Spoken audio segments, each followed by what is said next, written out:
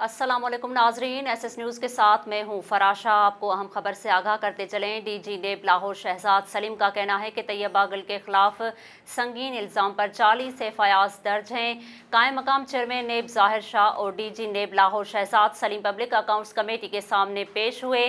Chairman committee Noor Alam Khan के ज़ेर सदारत पब्लिक अकाउंट कमेटी का इजलास हुआ, जिसमें नूर आलम खान ने कहा है कि नेब से ईस्ट डिक्लेरेशन मांगी तो पलंदा बनाकर अदालत चले गए। नूर आलम खान ने कहा है कि हमारे लिए नेब अदालतें और तमाम इदारे काबिल एहतराम हैं। आपके इदारे के साबिक चेयरमैन पर संगीन इल्ज़ामात हैं।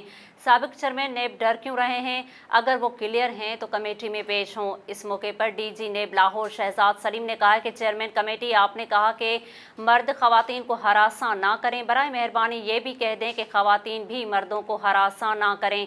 डीजी नेब लाहौर ने कहा है कि साबिक चेयरमैन पर इल्ज़ाम आयद करने वाली तैयबा गुल के खिलाफ संगीन इल्ज़ाम पर 40 एफआईआर दर्ज हैं। मुशाहिद हुसैन सैयद ने कहा है कि तैयबा गुल केस में साबिक चेयरमैन नेब ने अपने दफ्तर का नाजायज इस्तेमाल किया। पीएसी में शिरकत के बाद मीडिया से गुफ्तगू करते हुए डीजी नेब लाहौर शहजाद सलीम ने कहा है कि किसी के बाथरूम में कभी कैमरा नहीं लगाया। लाहौर की जेल का बाकायदा सर्वे करवाया। जेल में एक तार निकली हुई थी, उन्होंने इल्ज़ाम लगाया कि कैमरा लगा है। उनका कहना है कि दिमाग ख़राब है कि बाथरूम में कैमरा लगाऊंगा। हम तो लोगों की इज्जत के अलावा वहाँ कोई भी बात नहीं करते थे।